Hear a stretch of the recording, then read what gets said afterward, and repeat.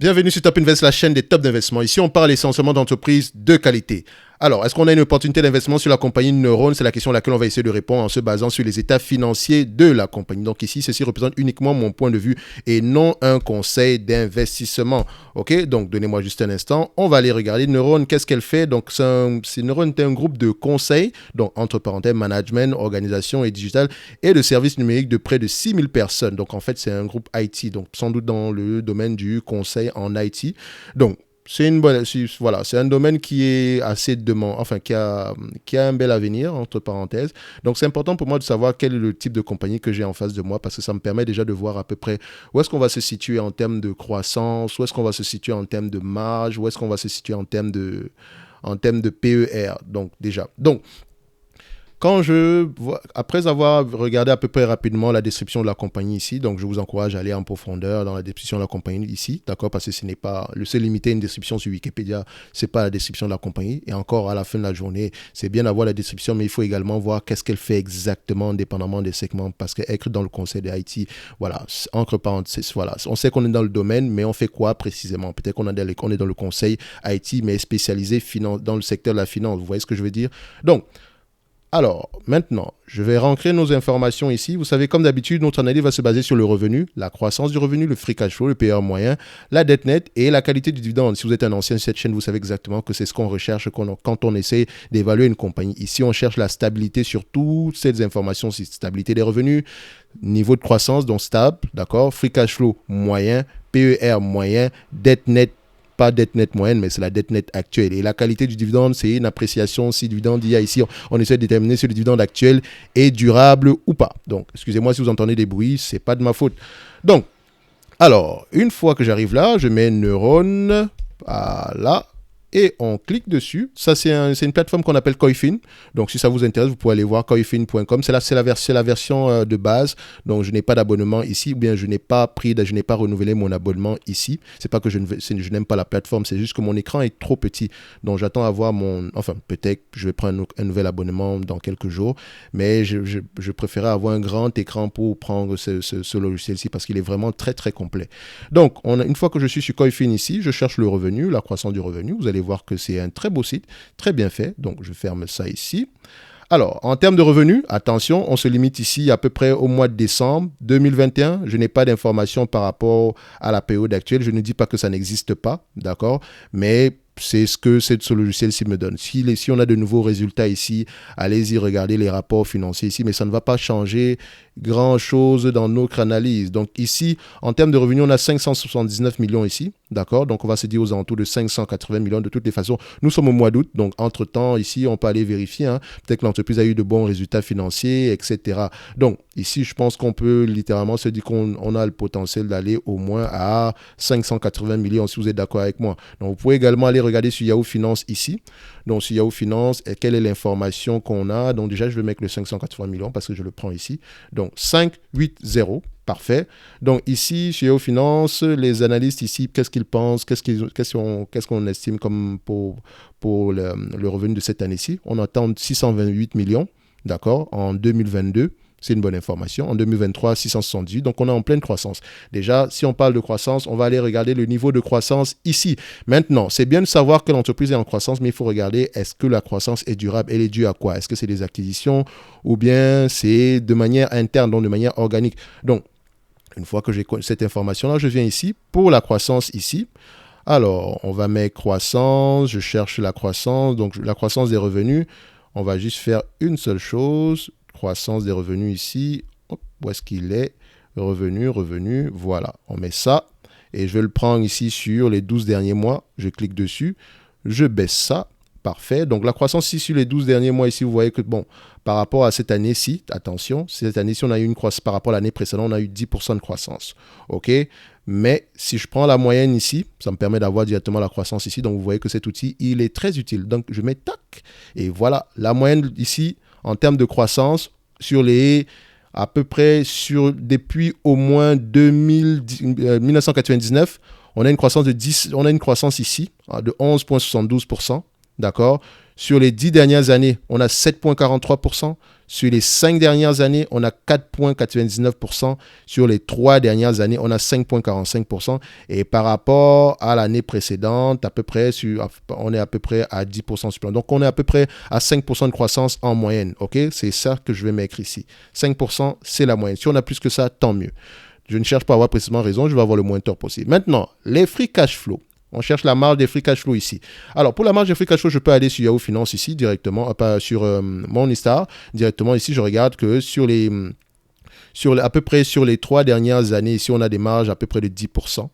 OK, des marges de free cash flow de 10% ici. Il faut savoir également pourquoi, parce qu'avant ça, on était à 4, 2, 3. Mais quand je regarde les marges nettes ici, nous sommes à peu près aux alentours de 6,5% ici. Enfin, 6%, 5,87% sur les 5 dernières années. Donc, voilà, on peut se dire facilement 6% ici. Vous voyez également que, voilà, qu'est-ce qu'il faut que je choisisse maintenant? Alors, les marges sont déterminantes pour évaluer une entreprise. Parce que si je me trompe sur les marges, je me trompe sur la valorisation de la compagnie. OK? Donc, il faut savoir, ces marges de free cash flow là, les marges de free cash flow peuvent avoir tendance à être plus élevées que les bénéfices nets ici. Donc, je vais vous demander de faire ce travail-là. Allez-y regarder les marges de free cash flow. Ces marges de free cash flow là, posez-vous la question, est-ce qu'elles sont durables? Essayez de regarder qu'est-ce que le management pense par rapport aux marges de free cash flow. Parce que moi, je vais prendre les marges de free cash flow de 10% et je suis assez optimiste en prenant 10%. De toutes les façons, on va prendre les deux, 10 et 6%, juste pour essayer de se protéger. OK? Donc, vous allez voir la différence. Donc, ici, on va prendre les marges de free cash flow de 10%, d'accord? Et des marges de free cash flow de 6%. Maintenant, au niveau des PER, c'est la même chose. Vous regardez les PER moyens ici, nous sommes à peu près à... Voilà, sur les 5 dernières années, 21 fois les bénéfices ici, d'accord? Donc, on peut se dire 20 fois les bénéfices maximum. Donc, on peut se dire qu'on peut s'évaluer entre 15 et 20 fois les bénéfices, ce qui est tout à fait normal ici. Donc, ici, on va prendre 15, 17 et 20, c'est ce que je vais prendre. Au niveau de la dette nette ici, donc, dette nette, je fais ça simple, je ferme ça. La dette nette ici, je mets dette, ok, dette, et ça me donne ici net dette, je mets par rapport au quarter. Quelqu'un m'a posé la question à savoir pourquoi est-ce que je prends la dette net quarterly, donc par rapport au trimestre. C'est simple parce que le bilan est actualisé chaque trimestre. Donc, il faut prendre le bilan le plus récent. Donc, il faut prendre la table de bilan la plus récente. Donc, généralement, la table de bilan, la table, c'est généralement celle que vous recevez au dernier trimestre. Donc, le dernier trimestre où on a publié les résultats, c'est celle-là qui est à jour. On ne va pas prendre le bilan annuel. Or, l'annuel, ça sort une fois par an. Trimestriel, c'est 4 fois par an. Donc, il faut le prendre. Si vous devez faire l'analyse d'une compagnie, prenez toujours la dette nette ajustée au dernier trimestre disponible. OK? Le revenu, vous pouvez prendre le revenu de 2021, ça ne dérange pas. Surtout si on sait qu'on a une compagnie de croissance ici, tout en se posant la question de savoir si le revenu actuel est stable ou est au moins stable pour le futur. C'est très important. Donc ici, on a une dette nette aux alentours de moins de 229 millions ici, mais n'oubliez pas que ça date du mois de décembre. Il y a beaucoup de choses qui ont peut-être changé à partir d'aujourd'hui. Donc ici, ça pourrait être ajusté en constat. Donc je vais prendre ici 229 millions. Donc on n'a pas de dette nette ici. Donc on a plutôt du cash net. Ça fait moins. Quand on est en moins, ça veut dire qu'on a du cash net. Si on était en plus, ça veut dire qu'on a de la dette nette. D'accord? Donc on a du cash net ici. Donc c'est plutôt du cash. Donc ici, c'est moins 230. De toutes les façons, c'est le plus important, c'est qu'on n'ait pas de dette. Donc, c'est une entreprise qui a la capacité de souffrir. Maintenant, au niveau de la qualité de dividende, on va y revenir tantôt. Donc, j'ai toutes mes informations nécessaires pour l'analyse. Non, il me manque une information qui est le nombre d'actions. Donc, d'accord, nombre d'actions disponibles. Donc, je vais juste mettre ça ici. Alors, pour le nombre d'actions disponibles, je viens là, je mets dilute, voilà, average share outstanding sur le dernier trimestre également. Donc, je mets ça là, je ferme celui-ci, on ferme ça, et on a à peu près aux alentours de 24,25 millions d'actions. C'est important de savoir le nombre d'actions qu'on a ici. C'est important surtout de savoir quelle est la tendance en termes de croissance de nombre d'actions. Est-ce que ça diminue ou bien ça augmente? J'aime bien que ça diminue, d'accord? Je peux faire qu'une entreprise rachète ses actions plutôt qu'elle émette de nouvelles actions, d'accord? Mais parfois, on peut émettre de nouvelles actions pour des bonnes raisons. Donc, c'est quelque chose à étudier généralement au cas par cas. OK? Il n'y a pas une règle générale. Dans la règle générale, je n'aime pas la croissance je n'aime pas qu'une entreprise émette de nouvelles actions, mais il faut toujours interroger pourquoi est-ce qu'on le fait, d'accord? Donc, 24 millions d'actions. On a toutes les informations nécessaires pour faire l'analyse de nos compagnies. Revenus, croissance, free cash flow, PER moyen, dette nette, qualité du dividende, on va y revenir à la fin, et nombre d'actions, OK? Donc, je viens ici sur le logiciel Finbox pour faire le calcul rapidement. Donc, vous voyez ici qu'au niveau de la dette nette, il nous donne 192 millions. Je ne sais pas, est-ce qu'il prend en considération le dernier trimestre ici? Donc, je ne sais pas, est-ce que je vais aller regarder sur Yahoo Finance ici? Yahoo Finance, est-ce qu'on a un dernier trimestre ici disponible? Donc, même Yahoo Finance est bloqué en 2021. Donc, on va prendre ce que Finbox nous donne, de toutes les façons. Si on se trompe, on a du cash net, hein, donc ça ne dérange pas. Donc, 15 fois les bénéfices, 17 fois les bénéfices, 20 fois les bénéfices, c'est le PER, c'est pas EBITDA. Donc ici, c'est free cash flow, ok? Donc 10%. 10% de 580 millions, c'est combien? 58 millions.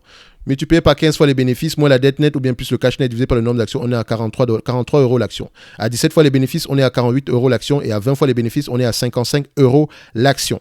Donc ici, en date d'aujourd'hui, dépendamment de là où est-ce qu'on va se situer, moi j'ai une préférence pour 20 fois les bénéfices. C'est une compagnie de croissance présentement. Donc on a une croissance de 5, même si elle est de 5%, techniquement, on peut s'échanger à 20 fois les bénéfices, surtout que les marges actuelles ont tendance à être de plus en plus élevées si les 10% sont durables. Donc, je pense que je vais me mettre à 20% ici, 20 fois les bénéfices. Donc, on sera à 55 $ l'action. Mais attention, ça dépend maintenant. On ne va pas acheter l'entreprise parce qu'on a vu une vidéo où quelqu'un estime que l'entreprise vaut 150 $ l'action. Attention, il faut lire les rapports financiers parce que le plus important, c'est de savoir est-ce que les revenus sont durables? Est-ce que les marges sont durables? Quelle est la stratégie de croissance du management, etc. C'est très important.